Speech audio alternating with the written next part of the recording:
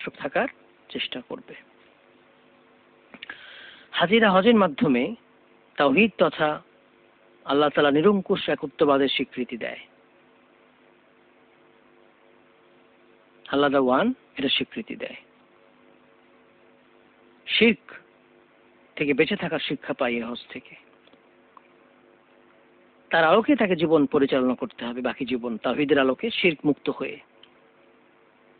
কাজেই হজ থেকে তাওহীদের দীক্ষা নিয়ে ফেরাটা খুবই গুরুত্বপূর্ণ।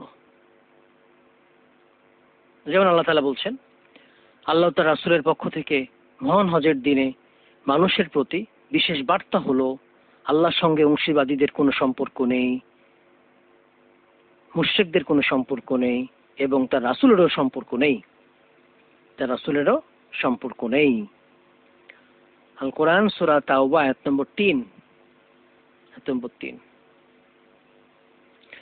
যাদের হজ কবুল হয় তাদের জীবনের মোড় এবং কর্মের অভিযাত্রা ঘুরে যায়।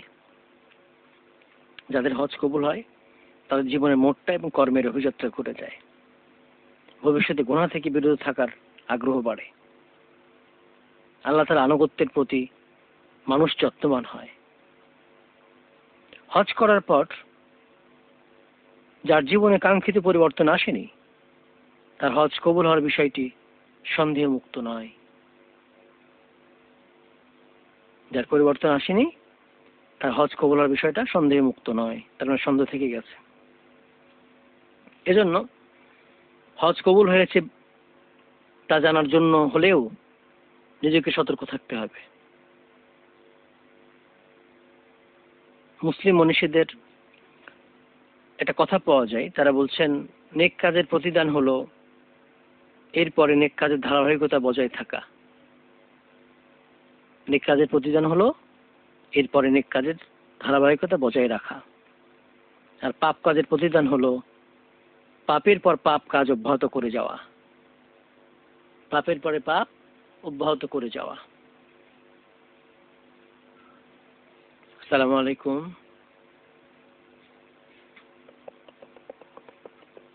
আসসালামু আলাইকুম। ওয়ালাইকুম আসসালাম। বলুন, প্রশ্ন আছে? বলুন, প্রশ্ন করবেন। ফোনটা কেটে গেল। চলছে শরিয়া চেম্বার, পিপলস রেডিও 91.6 FM এর আয়োজন। সপ্তাহে 2 দিন আসি, মাওলানা মাসুম বিল্লাহ বিন রেজা। শরিয়া চেম্বার অনুষ্ঠানে আমরা কোরআন সুন্নাহর আলোকে আলোচনা করি, আর কোরআন সুন্নাহর আলোকে, সহিহ সুন্নাহর আলোকে দৈনন্দিন জীবনের সমস্যাগুলো ইসলামী সমাধান দিয়ে থাকি। আসসালামু আলাইকুম। বলুন। আমার একটা প্রশ্ন ছিল। জি জি, আমার প্রশ্নটা হচ্ছে যে আমি আমার স্ত্রীকে পর্দায় রাখতে চাই, এখন আমার ফ্যামিলি করতে পারবে সেটা মেনে নিচ্ছে না। এখন আমার করণীয় কি, মানে রাখতে পারবো কিনা অবগত হয়ে? জি, আমাদের সাথেই থাকবেন। সুন্দর প্রশ্ন করেছেন, সুন্দর প্রশ্ন। আমরা আরো কিছু প্রশ্ন আসুক, তারপর একসঙ্গে জবাব দেবো ইনশাল্লাহ। আমরা আজ কথা বলছিলাম হজ থেকে ফিরে কি ধরনের আমল করবে হাজিরা, কি করণীয়, হজ থেকে আমরা কি কি শিক্ষা পাই, এই বিষয়গুলো আমরা জানার চেষ্টা করবো ইনশাআল্লাহ। প্রাথমিক পর্যায়ে একটা কাজ আছে, সেটা হচ্ছে হজ থেকে ফিরে এসে আপনি আপনার মহল্লার মসজিদে 2 রাকাত সালাত আদায় করবেন। এটা সুন্নাহ।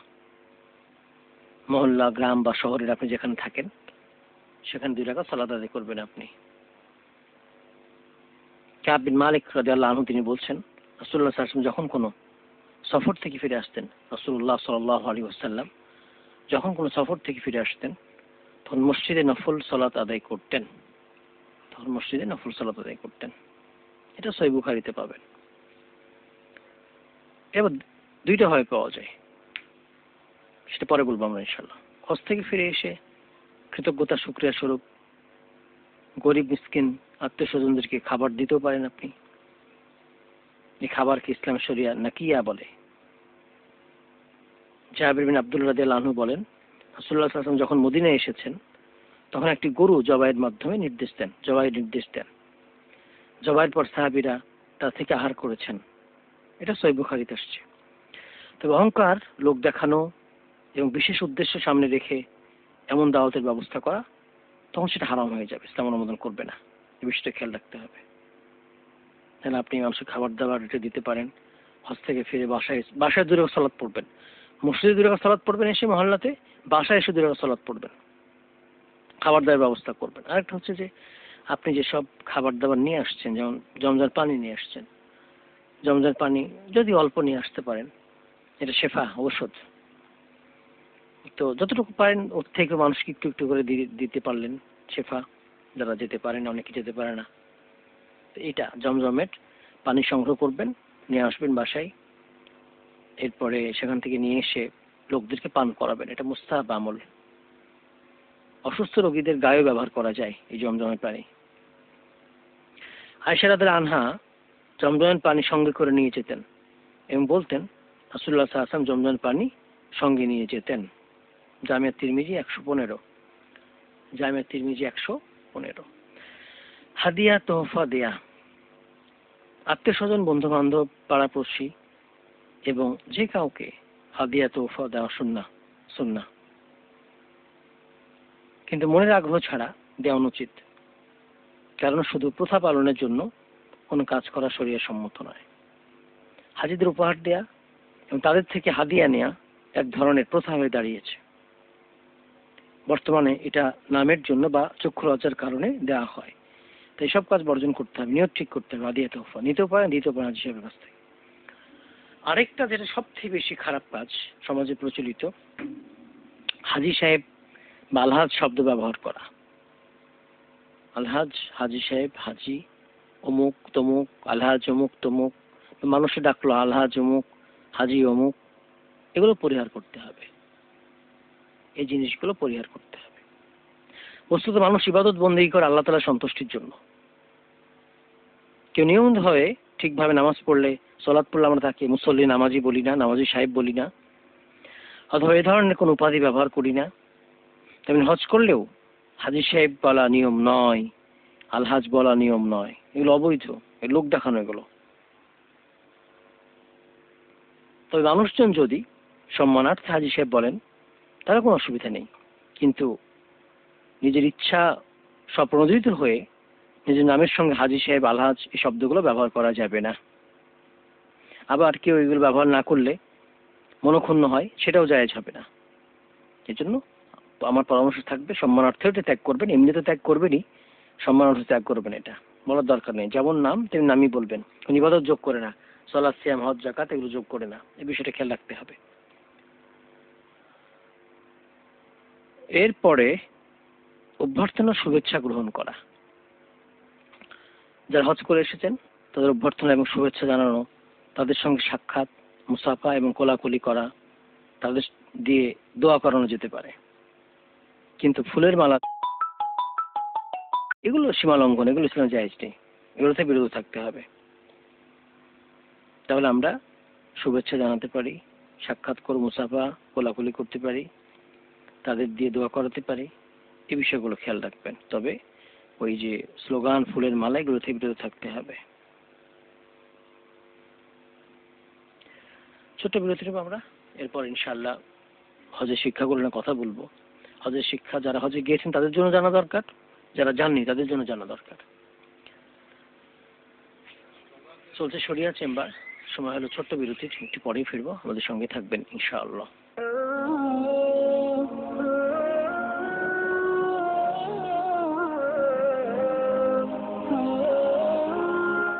আসসালামু আলাইকুম ওয়া রাহমাতুল্লাহি ওয়া বারাকাতুহু। বিরতির পর আবারও সবাইকে আমন্ত্রণ। বন্ধুরা, আপনারা শুনছেন পিপলস রেডিও 91.6 FM, চলছে শরিয়া চেম্বার, সাথে আছি মাওলানা মাসুম বিল্লাহ বিন রেজা। থাকবো ঠিক 3টা পর্যন্ত ইনশাআল্লাহ। আপনাদের অনুষ্ঠান শুনবেন প্রতি বুধ ও বৃহস্পতিবার দুপুর 1:30 থেকে 3টা। এই অনুষ্ঠান ইসলামের একটি বিষয় নিয়ে কথা বলি আর আপনাদের করা ইসলাম বিষয়ক বিভিন্ন প্রশ্নের জবাব দিয়ে থাকি কোরআন এবং সুন্নাহর আলোকে। আজ কথা বলছিলাম হজের শিক্ষা নিয়ে। অনুষ্ঠান চলাকালীন এই বিষয়ে অথবা ইসলামের অন্য কোনো বিষয়ে প্রশ্ন করতে চাইলে SMS করতে পারেন, টাইপ করবেন PR স্পেস আপনার নাম স্পেস দিয়ে লোকেশন স্পেস দিয়ে কোশ্চেন, এগুলো লিখে পাঠিয়ে দিবেন 26969 নাম্বারে, 26969 নাম্বারে। সরাসরি ফোনও করতে পারেন 09644500500 নাম্বারে, 09644500500 নাম্বারে। ফেসবুকে প্রশ্ন করতে পারেন facebook.com/peoplesradiofm। অনলাইনেও প্রশ্ন শুনতে পারেন, অনলাইনেও শুনতে পারেন peoplesradiolimited.com, গুগল প্লে স্টোর থেকে পিপলস রেডিও অ্যাপ ডাউনলোড করে শুনতে পারবেন আপনারা। আর ফেসবুক কমেন্ট করলে ইনশাল্লাহ জবাব পেয়ে যাবেন। আমরা একটা প্রশ্নের জবাব দিব, তারপর আলোচনা করবো ইনশাল্লাহ। আমাদের একটা প্রশ্ন ছিল, সেটা হচ্ছে নিজের স্ত্রীকে পর্দায় রাখতে চাই কিন্তু পরিবার চাচ্ছে না। এখানে পরিবারের কথা শোনা যাবে না, এটাই হচ্ছে ইসলামের বিধান। পরিবার যদি ইসলাম বিরোধী কথা বলে, আল্লাহ বিরোধী, রসুল বিরোধী কথা বলে, সেটা গ্রহণযোগ্য নয়। বাবা মা অন্য কেউ যে হোক না কেন। লা তাআতা লিমাখলুক ফি মাসিয়াতিল্লাহ ফি মাসিয়াতিল খালিক। তার মানে হচ্ছে লা তাআতা লিমাখলুক, আপনি দুনিয়ার কোনো সৃষ্টির আনুগত্য করতে পারবেন না ফি মাসিয়াতিল্লাহ, আল্লাহ তাআলার অবাধ্য হয়ে। এটা ফরজ বিধান। সালাত, সিয়াম, হজ, যাকাত যেমন ফরজ, এটাও ফরজ বিধান। তাই আপনাকে এই ফরজ বিধান নিজে মানতে হবে, স্ত্রীকে মানাতে হবে। কে কি বললো, কে নিষেধ করলো, এগুলো দেখার বিষয় নয়। আল্লাহকে প্রাধান্য দিতে হবে দুনিয়ার সবকিছুর উপরে। আসসালামু আলাইকুম, বলুন। জি, প্রশ্ন করবেন। আসসালামু আলাইকুম। ওয়ালাইকুম সালাম। আমার মামা মামি হজের থেকে জমজমের পানি নিয়ে আসছে। এই পানিটা কি সারা বছর মিলিয়ে অন্য পানির সাথে মিলিয়ে খাওয়া যাবে কিনা, আর দেওয়া যাবে কিনা? আরেকটা হচ্ছে যে এই কোনো নিয়ত করতে পারবো কিনা খাওয়া এবং দেওয়ার মধ্যে? জি, ঠিক আছে, এই বলতে সুন্দর।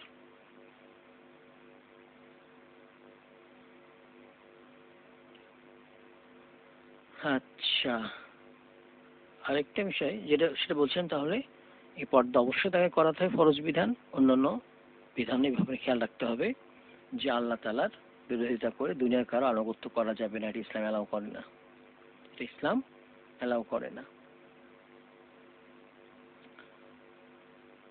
আচ্ছা, টেলিভিশনের কিছু প্রোগ্রাম আমার হয় সপ্তাহে, সেগুলো আপনারা দেখতে পারেন। আজকে বিকাল 5:30 আর টিভিতে একটা প্রোগ্রাম আছে, কালকে জি টিভিতে সকাল 9টায় আছে, আর বাসির টিভিতে 15 তারিখে আছে। 30 তারিখ 15 তারিখ হয়ে থাকে লাইভ প্রশ্ন, সেগুলো আপনারা দেখতে পারেন। সেখান থেকে আপনারা শিক্ষা নিতে পারেন, প্রশ্ন করতে পারেন। এখান থেকে 2 দিন আসি, বুধবার বৃহস্পতিবার, দুপুর 1:30 থেকে 3টা। আসসালামু আলাইকুম, বলুন। আসসালামু আলাইকুম। ওয়ালাইকুম সালাম। হুজুর, এই যে আমি উমরা যাওয়ার জন্য পছন্দ, ননাসের ছেলের সাথে কি উমরায় যাওয়া যাইব? ননাসে যাইব, তার স্ত্রী যাইব। ননাস মানে কি? স্বামীর বোন? ননাসের স্বামীর বোনের ছেলে আর বোনে যাইব, আর তার স্ত্রী যাইব। আচ্ছা, স্বামীর তার বোনের সাথে কি ছেলে। উমরায় যাওয়া যাইব? আমি আমি মামি হই। মামি, জি জি, এভাবে ক্লিয়ার করবেন, সে আমাদের সাথেই থাকবে।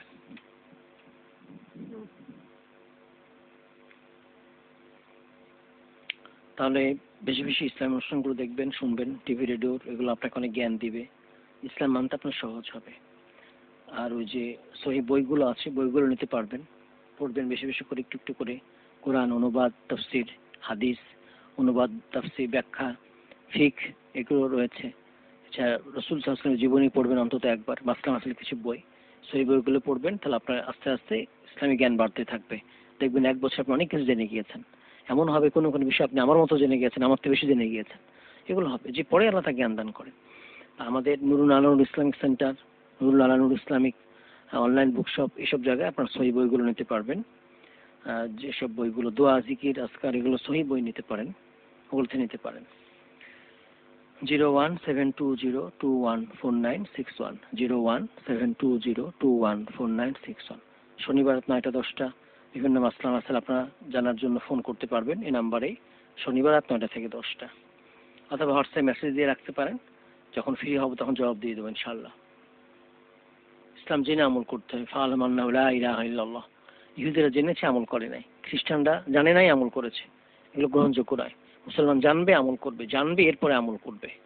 আগে জানা, তারপরে কথা, তারপর আমল। আসসালামু আলাইকুম। ওয়ালাইকুম আসসালাম। কেমন আছেন? আলহামদুলিল্লাহ, বলুন। আপনি ভালো আছেন? বলুন। আমার একটা প্রশ্ন, হ্যাঁ আলহামদুলিল্লাহ, আমার একটা প্রশ্ন, গোয়াখালী কোরআন যারা আমি কথা কিন্তু সুযোগ পাই না। জি প্রশ্ন হলো, আমি কিন্তু না শিখতে চাই, হ্যাঁ বেশি বসে চাই, কিন্তু আমি গত গাই আর হ্যাঁ গাইলে পরে একজনে বলছে আমার অত গজল গা ভালো না। এটা কি আসলে সঠিক? জি, আমাদের সাথেই থাকবেন। আচ্ছা, আরেকটা প্রশ্ন ছিল। না না ভাই, জমজমের পানির সঙ্গে অন্য পানি মিশাবেন না, গুণাগুণ নষ্ট হয়ে যাবে। জমজমের পানির সাথে অন্য পানি মিশানোর দরকার নেই, সারা বছর রাখারও দরকার নেই। যতটুকু, যতদিন যায় আর কিছু রাখবেন পরিবারের জন্য, শেফা ওষুধ হিসেবে রাখবেন, নিয়ত করে খাবেন, চিকিৎসা নিয়ত করে খাবেন, বসেই খাবেন, দাঁড়িয়ে খেতে হবে না, বা কিবলা মুখে খেতে হবে না, বা কোনো দোয়াও নেই, এগুলো সহি না। বিসমিল্লাহ বলে বসে খাবেন, মনে মনে নিয়ত থাকবে যে আপনি এই জন্য খাচ্ছেন, মনে মনে নিয়ত থাকবে যে আপনি এই জন্য খাচ্ছেন, বিসমিল্লাহ বলে খাবেন। এটা বসে খাবেন। বাংলাদেশে অনেকে মনে করে যে কিবলা মুখে দাঁড়িয়ে খেতে হবে, এগুলো সঠিক নয়, সঠিক নয়। আর পানি মিশাবেন না, আল্লাহ তাআলা এটা শেফা, যে পানি মেশানোর দরকার নেই। আসসালামু আলাইকুম, বলুন। জি, প্রশ্ন করবেন। ওয়ালাইকুম আসসালাম, বলুন। শুনতে পাচ্ছি, বলুন।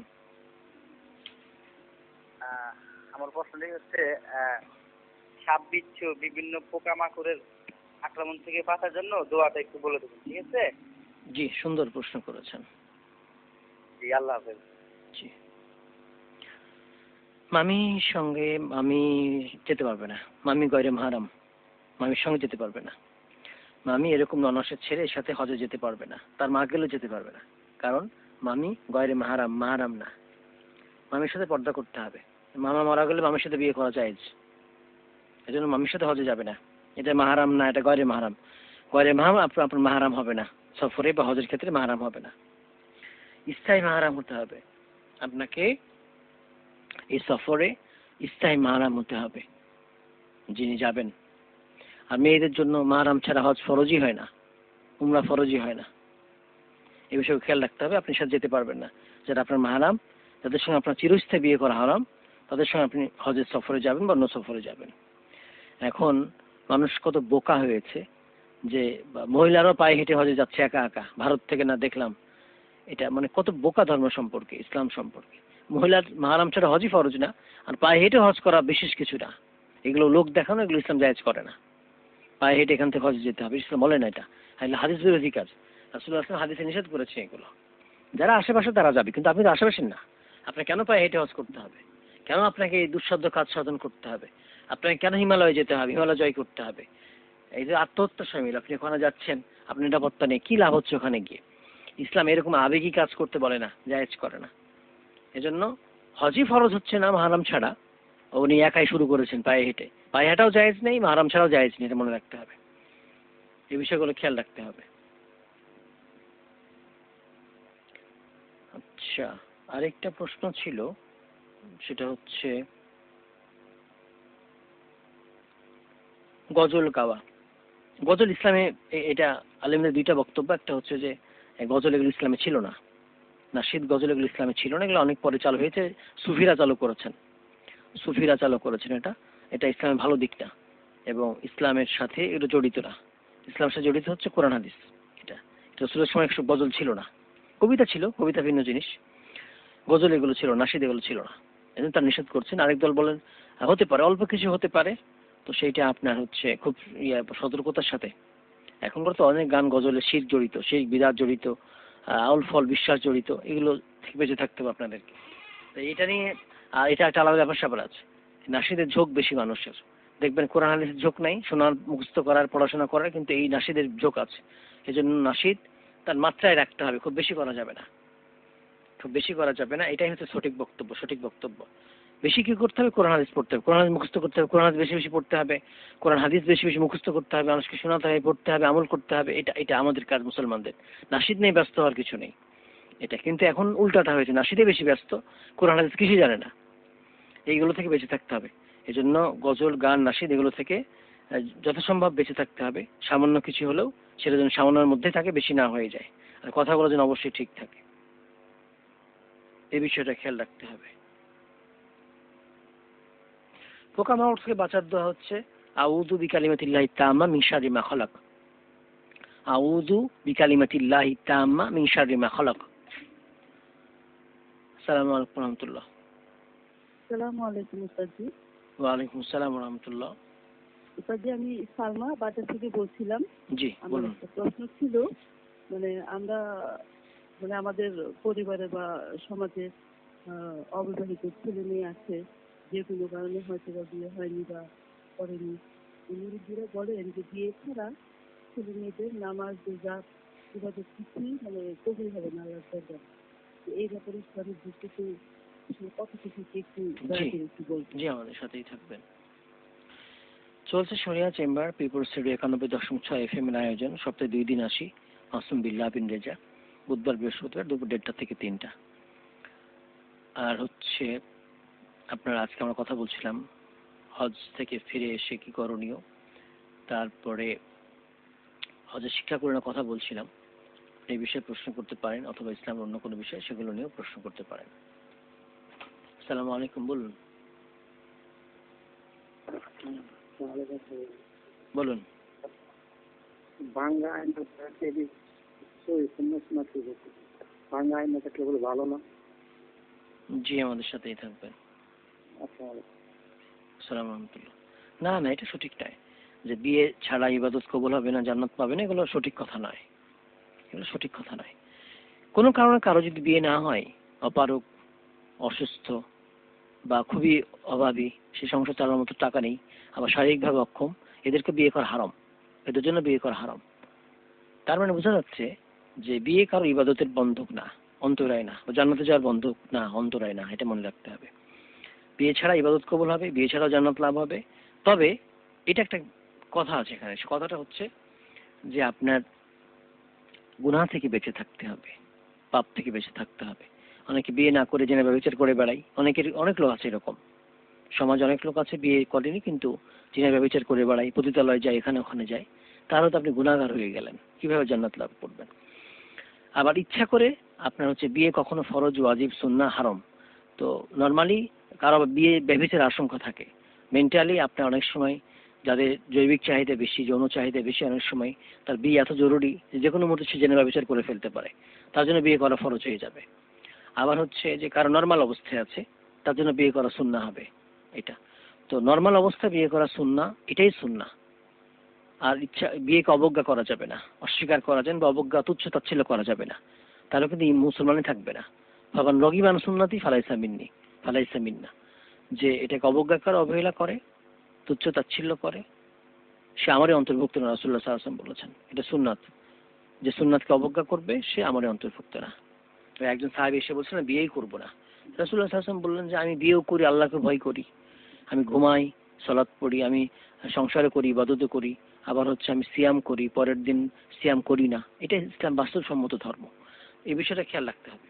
তো নর্মালি সুন্নাহ অবস্থায়, স্বাভাবিক অবস্থায় বিয়ে করবেন, বিয়ে ছাড়বেন না। বিয়ে অনেক রোগ থেকে আপনাকে বাঁচাবে, অনেক পাপ থেকে বাঁচাবে। বিয়ে না করলে আপনি পরবর্তী কি জেনারেশন রেখে যাবেন দুনিয়াতে। অনেক পাগল আছে এরকম, যে ইচ্ছা করে বিয়ে করতে চায় না, তো তার বাপ মা বিয়ে না করলে সে কোত্থেকে দুনিয়াতে আসতো? এই মানুষ প্রজনন ধারা, এটা কিভাবে থাকবে, পৃথিবীতে বেঁচে থাকবে? এজন্য তো তাকে বিয়ে করতে হবে, এজন্য তাকে বিয়ে করতে হবে। এটা তো স্বাভাবিক অবস্থায় বিয়ে করা সুন্নাহকে বিয়েটা ছাড়বেন না। যাদের বিয়ে করা হারাম, অসুস্থ অথবা শারীরিকভাবে অসুস্থ, এরপর একেবারে অর্থ নেই, তারা বিয়ে করবেন না। এটা আর পাইকারি আপনি কথা বলতে পারবেন না যে বিয়ে না করলে জান্নাতই পাবে না, বিয়ে না করলে ইবাদতই কবুল হবে না, এটা বলার সুযোগ নেই। কারণ অনেকেই বিয়ে করেন নাই, অনেক ভালো মানুষ পৃথিবীতে বিয়ে করেন নাই, তারা গুনাহ করেন নাই, ইবাদত করেছেন, জান্নাতে চলে যাবেন ইনশাআল্লাহ, বা তার ইবাদত কবুল হবে, এটা সঠিক কথা।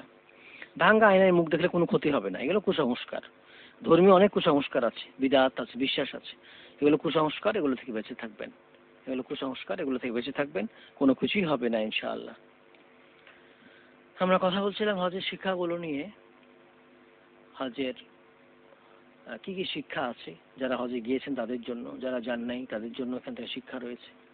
সামনে আমাদের আসতেছে মুহররম মাস। মুহররম মাসে আমাদের অনেকগুলো আমল আছে, সে আমলগুলো আমাদের করতে হবে। সেগুলো নিয়ে আমাদের একটু আলোচনা করা দরকার। যে সিয়াম রয়েছে, শাহরুল্লাহিল মুহররম। মুহররম অনেক মূল্যবান মাস আল্লাহ তাআলার কাছে, আল্লাহ তাআলার মাস এটা। মুহররম মাসের মর্যাদা নিয়ে আমরা কথা বলবো। হিজরি সন এখান থেকে রয়েছে, সেটা নিয়ে। আশুরা সিয়াম আছে, আশুরা ঘটনা আছে, সেখানে অনেক বিদআত জড়িত আছে। তারপরে মুহররম মাসে বেশি বেশি সিয়াম করা, 9-10 সিয়াম করা, এগুলো আমাদের জানা দরকার সামনে মাসের। এগুলো আপনারা জেনে নেবেন, আমল করবেন। আর হজের শিক্ষাগুলো আমরা সংক্ষেপে বলে দিই, তারপর আজকের অনুষ্ঠান ইনশাআল্লাহ শেষ করবো আমরা। সেটা হচ্ছে হজের অন্যতম একটা আপনার শিক্ষা হচ্ছে তাওহীদ, আল্লাহর একত্ববাদের চর্চা প্রতিষ্ঠা করা। ইসলামের হজের সবগুলো বিধানই আপনার তাওহীদ কেন্দ্রিক, একত্ববাদের উপর প্রতিষ্ঠিত। মানুষের চিন্তা চেতনা এবং কাজে একত্ববাদ প্রতিষ্ঠা করা হজের অন্যতম লক্ষ্য। আল্লাহ তাআলা বলছেন, ওয়া আতিমুল হজ্জ ওয়াল উমরাতা লিল্লাহ, আতিমুল হজ্জ, তোমার হজ এবং উমরা করো, ওয়াল উমরা লিল্লাহ, আল্লাহর জন্য। আল কোরআন সূরা বাকারা 96। তাওহীদের চিরন্তন ধারাকে অভ্রান্ত এবং নির্ভেজাল রাখার জন্য সূরা হজে আল্লাহ তাআলা শিরক তথা তাওহীদ বিরোধী সব কর্মকাণ্ড সম্পর্কে এভাবে সতর্ক করেছেন, আল্লাহর জন্য একনিষ্ঠ হয়ে এবং তার সঙ্গে কাউকে শরীক না করে তোমরা মূর্তি পূজার অপবিত্রতা থেকে বেঁচে থাকো, বিরত থাকো, অপবিত্রতা থেকে বেঁচে থাকো মূর্তি পূজার, এবং মিথ্যা কথা পরিহার করো। সূরা হজ 30-31। হজের মাধ্যমে আল্লাহ তাআলার নির্দেশ বাস্তবায়নের ক্ষেত্রে তাওহীদকেই প্রিয় নবী সাল্লাল্লাহু আলাইহি ওয়াসাল্লাম তার জীবনের মধ্যমণি বানিয়েছেন।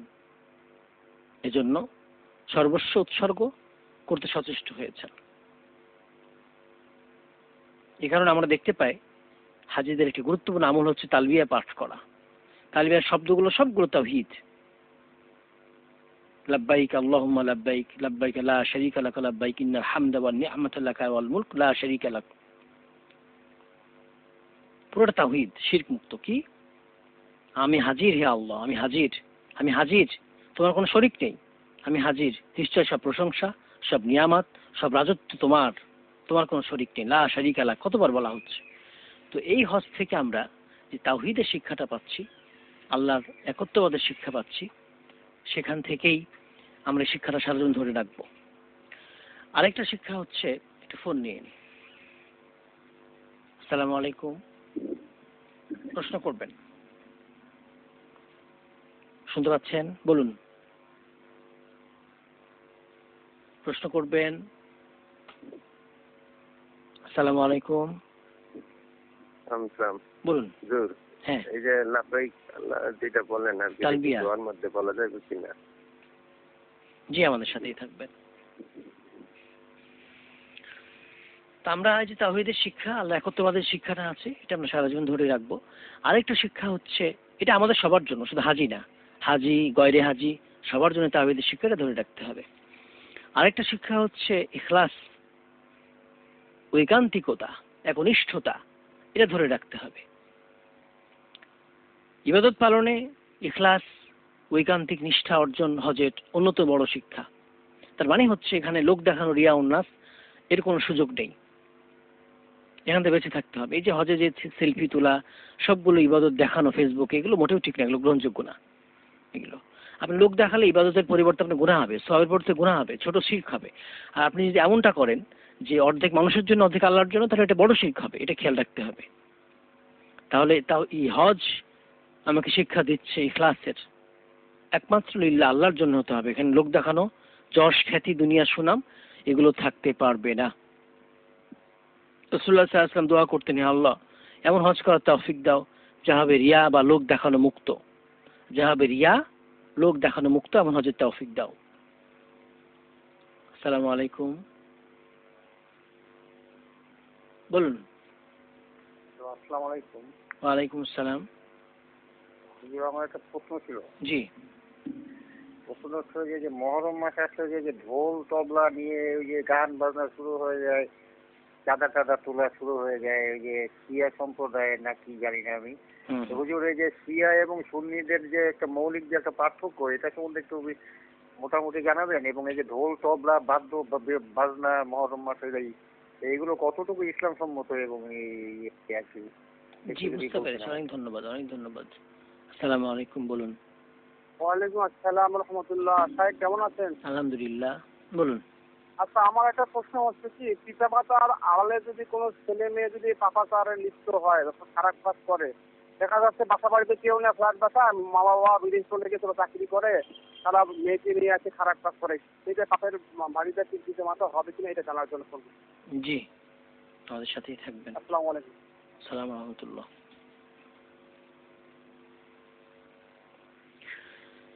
তো আমরা যেটা বলছিলাম যে এই যে হজের শিক্ষা, ইখলাস, আল্লাহর জন্য হতে হবে, একটা লোক দেখানো কিছু থাকবে, এটা হজ কেন সব ইবাদতের ক্ষেত্রেই, এটা খেয়াল রাখতে হবে। আরেকটা শিক্ষা হচ্ছে আপনার সবর, অবিচলতা, এটা শিক্ষা, এখান থেকে আমরা এটা লাভ করতে পারছি। শেষ করে দিই, আরেকটা শিক্ষা হচ্ছে আল্লাহ তাআলার নিদর্শন এবং সীমারেখার প্রতি সম্মান প্রদর্শন, এগুলো হজের শিক্ষা। সবচেয়ে বড় শিক্ষা যেটা, সেটা হচ্ছে সারা জীবন তাওহীদের উপর জীবন চালাতে হবে, শিরক মুক্ত হয়ে মুশরিক হওয়া থেকে বিরত থেকে জীবন পরিচালনা করতে হবে। তাকওয়ার শিক্ষাও আমরা পাই হজ থেকে, তাকওয়ার শিক্ষা পেয়ে থাকি। তাহলে আমাদের সারা জীবন তাওহীদ কেন্দ্রিক জীবন চালাতে হবে, শিরক মুক্ত হয়ে, ছোট শিরক বড় শিরক সব ধরনের শিরক মুক্ত হয়ে তাওহীদ কেন্দ্রিক জীবন পরিচালনা করতে হবে। আসসালামু আলাইকুম, বলুন। আসসালামু আলাইকুম। ওয়ালাইকুম আসসালাম ওয়া রাহমাতুল্লাহ। হুজুর, এই যে মুহররম মাসে যে খিচুড়ি রান্না করে রাস্তায় রাস্তায় বা টাকা নেয়, চাই দিই, আমরাও দিই, টাকা দিই, এটা কেমন? মানে এটা ইসলামে আসছে নাকি? জি, বুঝতে পেরেছি, আমাদের সাথেই থাকবেন। আসসালামু আলাইকুম, বলুন। আসসালামু আলাইকুম। ওয়ালাইকুম আসসালাম ওয়া রাহমাতুল্লাহ। হুজুর ভালো আছেন? আলহামদুলিল্লাহ।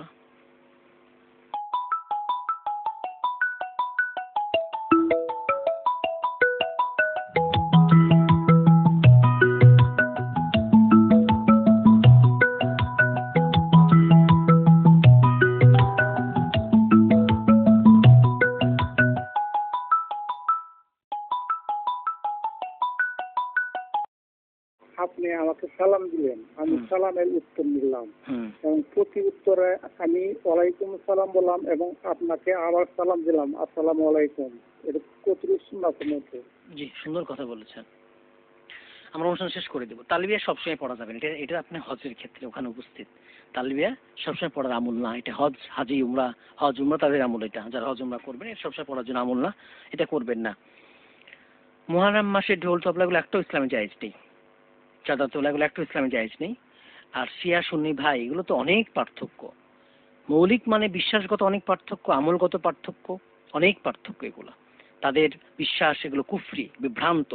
এটা আমলে অনেক পার্থক্য, বিশ্বাসের পার্থক্য অনেক বড় বড় পার্থক্য, বুঝছেন? এগুলো একদিনে বলে শেষ করা যাবে না, এগুলো একদিনে বলে শেষ করা যাবে না এটা। তাই আমরা অবশ্যই এটা কোনো এক পর্বে বা একাধিক পর্বে আলোচনা করার চেষ্টা করব। তবে মুহররম কেন্দ্রিক যে বিষয়গুলো আছে, ঢোল তাবলা চাঁদা, এগুলো জায়েজ নেই। যেমন শিয়াদের বিশ্বাস হচ্ছে কোরআন 30 পারা না। শিয়ারা কেউ কেউ বিশ্বাস করে মোহাম্মদ সাল্লাল্লাহু আলাইহি ওয়াসাল্লাম নবী না, মোহাম্মদ সাল্লাল্লাহু আলাইহি ওয়াসাল্লামের নবুয়তটা ভুল করে আসছে, এটা ইয়ের মধ্যে আসতো, নাউজুবিল্লাহ, কি বলে, আলী রাদিয়াল্লাহু আনহুর কাছে আসতো। আবার তারা এটাও বলে যে কোরআন আরো বেশি, 30 পারা না। আবার হচ্ছে তার আজান চেঞ্জ, আপনার সলাৎ চেঞ্জ পাবেন, অনেক কালিমা চেঞ্জ, অনেক চেঞ্জ পাবেন, এগুলো তারা নিজেরাই বানিয়ে নিয়েছে। এই জন্য বিভ্রান্ত এবং কুফরি বলেছেন আলেমরা, এটা কুফরি বলেছেন এবং বিভ্রান্ত বলেছেন এটাকে। এবং কোনো কোনো আলেম, নাম বলছি না, এটা ইহুদির চাইতে খারাপ বলেছেন শিয়াদেরকে এটা। তো এই ধরনের অনেক আপনি বিষয় আছে। বিয়ে শাদীর ক্ষেত্রে আমলগত অনেক পার্থক্য আছে, বিশ্বাসগত তো আছেই, আমলগত অনেক পার্থক্য আছে শিয়া সুন্নির মধ্যে। এটা আপনি এক কথা বলে শেষ করা কিছু না, জানলেই বুঝতে পারবেন। আচ্ছা, এরপরে আপনার হচ্ছে পিতামাতা যদি দ্বীনি শিক্ষা দিয়ে থাকেন, পিতামাতাকে সর্বোচ্চ আপনার চেষ্টা করতে হবে, দ্বীনি শিক্ষা দিয়ে দিতে হবে, তাকে দ্বীনি শিক্ষা দিতে হবে। আমরা তো দুনিয়ার শিক্ষা দেই, দ্বীনি শিক্ষা দেই না। দ্বীনি শিক্ষা দিতে হবে, তারপর দুনিয়ার শিক্ষা দিতে হবে। ফরজ, এটা ফরজ আইন, দ্বীনি শিক্ষা, ইসলাম জানা, যেটা আমল করা যায়, এটা শিক্ষা দিবেন এবং সতর্ক থাকবেন। আপনার এভাবে রেখে যাওয়ার পরপরই সুযোগ নেই এবং বলে যেতে হবে বা সেভাবে শিক্ষা দিয়ে গড়ে তুলতে হবে। একাকি রাখার সুযোগ নেই, শয়তান আছে। আপনি দ্বীনি শিক্ষা দিলে, আপনি সতর্ক থাকলে, এরপরও কিছু হলে সেটা আবার বিয়ের বয়স ব্যাপার স্যাপার আছে। আপনি বিয়ে দিচ্ছেন না, বয়সের পর বয়স পার হয়ে যাচ্ছে, এটা ইসলাম বলে না যে তুমি 15-16 যৌবন পেলা, 30-35-40 ওই প্রতিষ্ঠিত হতে হতে বিয়ে করবে, ইসলাম এটা বলে না। সে কি করবে এটা নিয়ে? ইসলাম বলে যে আপনার একটু চলার মতো হলেই বিয়ে দিয়ে দেওয়া, যেটা, এবং সরকারি বয়সটা খেয়াল করতে হবে। আপনার ব্যভিচার, জেনা ব্যভিচার বেড়ে যাবে, বাল্য বিবাহের নাম দিয়ে এটা বন্ধ করে তখন জেনা ব্যভিচার বেড়ে যাবে, এগুলো খেয়াল করতে হবে। যেমন খুব বেশি বয়স লিখবে না, সরকার খেয়াল করবে। আবার হচ্ছে আপনার ইসলাম যেটা বলছে এটা ম্যানেজ করে, মানে এই দুইটা সমন্বয় করে তাড়াতাড়ি বিয়ে দেওয়া, তাহলে এই যে ধর্ষণ, জেনা ব্যভিচার, এগুলো বন্ধ হয়ে যাবে। আপনি দ্বীনি শিক্ষা দিলেন, তারপরে হচ্ছে আপনি ইয়ে করলেন, কি বলে হচ্ছে সতর্ক থাকলেন, এরপরে আপনি দেরি করে বিয়ে দিলেন না, আপনি দায়িত্ব পালন করলেন, এরপরে ছেলেরা কিছু করলে তারা তাদের জন্য দায়ী থাকবে, এটাই সঠিক বক্তব্য। খিচুড়ি রান্না করা মহরমে এগুলো জায়েজ নেই, এগুলো সব বিদাতি, এগুলো সব শিয়াদের থেকে আসছে। এলাকা শিয়া ছিল তো, শিয়াদের অনেক কিছু আমাদের চালিত। মহরম মাসে আমাদের কাজ হচ্ছে বেশি বেশি সিয়াম রাখা, আল্লাহর মাস এটা। মহরম মাস আমাদের ঝগড়া বিবাদ যুদ্ধ বিগ্রহ থেকে বেঁচে থাকা, এটা আপনার আশার হুরুম। মহরম মাসে আমরা 9-10 তারিখ সিয়াম রাখবো অথবা 10-11 তারিখ সিয়াম রাখবো, এগুলো হচ্ছে আমাদের আমল, আর কোনো আমল নেই আমাদের। সাইদুল ইস্তেগফার এটা কোরআনে না, হাদিস থেকে আসছে। সাইদুল ইস্তেগফার এটা কোরআনে পাবেন না, এটা হাদিসে পাবেন। ফজিলত হচ্ছে খুব, এটা হচ্ছে ইস্তেগফারের নেতা, সর্দার, ইস্তেগফারের নেতা বা সর্দার এটাকে বলা হয়। ফজিলত সকালে পড়ে বিকালের মধ্যে মারা গেলে আপনি জান্নাতি হবেন, বিকালে পড়ে সকালের মধ্যে মারা গেলে আপনি জান্নাতি হবেন, এগুলো হাদিস দ্বারা সাব্যস্ত হয়েছে। এটা তার মানে এই না এই দুয়াই পড়বেন না, ইসলাম মেনে চলবেন না, তাহলে হবে না। ইসলামের মূল আবশ্যক বিষয়গুলো আপনাকে আগে মেনে চলতে হবে, ইসলামের আবশ্যক বিষয়গুলো মেনে চলতে হবে, তারপরে আপনাকে এই অতিরিক্ত নফল সুন্নাহ এগুলো, দোয়া জিকির আজকাল চালিয়ে যেতে হবে। আপনি মনে করুন না যে দোয়াই খালি করবো আর অন্য অন্য কাজ করবো না, তাহলে হবে না। আপনাকে পরিপূর্ণভাবে ইসলাম মানতে হবে, হালাল হারাম মেনে চলতে হবে, ফরজ ওয়াজিব সুন্নাহ মুস্তাহাব এগুলো মেনে চলতে হবে, হারাম থেকে বিরত থাকতে হবে, এগুলো খেয়াল করতে হবে। আবার সালাম দেওয়া যাবে না, 2 বার সালাম হবে না, এটা সুন্নাহ না। সুন্নাহ হচ্ছে আমি সালাম দিব, আপনি জবাব দেবেন, দায়িত্ব শেষ। আপনাকে আবার সালাম দিতে হবে না, এটা অনেকে করে থাকে, এটা ভুল করে থাকে। আমি টিভিতে কথা বলেছি, এই জন্য সালাম দিলে সালামের জবাব দিন, আপনার দায়িত্ব শেষ। আপনার নতুন করে সালাম দেওয়া লাগবে না, এটা সুন্নাহ না। আজকে অনুষ্ঠান শেষ করছি, কালকে সময় পেলে আসবো ইনশাআল্লাহ, চেষ্টা করবো অবশ্যই। আমার এই কিছু ব্যস্ততা বেড়ে গেছে, টেলিভিশন প্রোগ্রাম, অন্যান্য অসুস্থতা সব মিলিয়ে, তো দোয়া করবেন যেন আসতে পারি ইনশাআল্লাহ। 2 দিন এখানে আসি। আমরা যে কথাগুলো বললাম, হাজিদের বিষয়ে অনেক কথা বলেছি, যে আপনারা গুনাহ থেকে বেঁচে থাকুন, আমল করুন, আপনার আল্লাহর আনুগত্যে জীবন পরিচালনা করুন। আর আপনি যদি গুনাহ চালিয়ে যান এখনো, তাহলে আপনার প্রশ্ন থেকে যাবে আপনার হজ কবুল হয়েছে কিনা। তা হাজিরা ইসলাম মেনে চলবেন, গুনাহ থেকে বেঁচে থাকবেন। আর হচ্ছে আমরা যারা হজের শিক্ষাগুলো পেলাম, তাওহীদের শিক্ষা, শিরক থেকে বেঁচে থাকার শিক্ষা, তাকওয়ার শিক্ষা, সবরের শিক্ষা, এই শিক্ষাগুলো আমরা হাজি যারা হাজি না সবাই সারা জীবন ধরে রাখবো। কলেজ আর ক্যান্টিন অনার্স আমার প্রিয়,